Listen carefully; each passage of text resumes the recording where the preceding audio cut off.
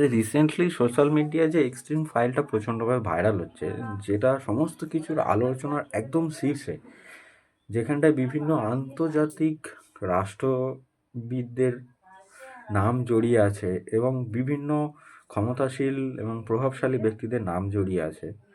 আপনি যদি ওর কিছু কিছু ক্লিপ যেগুলো ভাইরাল হচ্ছে সেগুলোকে দেখেন, তাহলে দেখবেন যে মানুষের কাছে ক্ষমতা আর টাকা থাকলে মানুষের মানসিকতা যে কতটা নিম্নে পড়ে যেতে পারে না, একটা খুব বড় উদাহরণ ওটা। বাচ্চা বাচ্চা মেয়েদেরকে কি বাজেভাবে টর্চার করে, কি বাজেভাবে শুধুমাত্র তাদের একটি সামগ্রিক হিসাবে ব্যবহার করছে তারা। মানুষ আজ কোথায় পৌঁছে গেছে? মানবিকতা আজ নেই।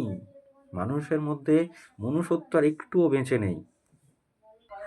ওই ফাইলে এমন এমন কিছু মানুষের নাম বেরিয়েছে না, যাদের নাম ইতিহাসের পাতায় সম্মানিত হিসাবে রাখা হয়েছে, যাদেরকে দেখে আমরা ভবিষ্যতে শিখবো বা আমাদের ভবিষ্যৎ যাদেরকে দেখে শিখবে, সেরকম ব্যক্তিদের নাম এসছে।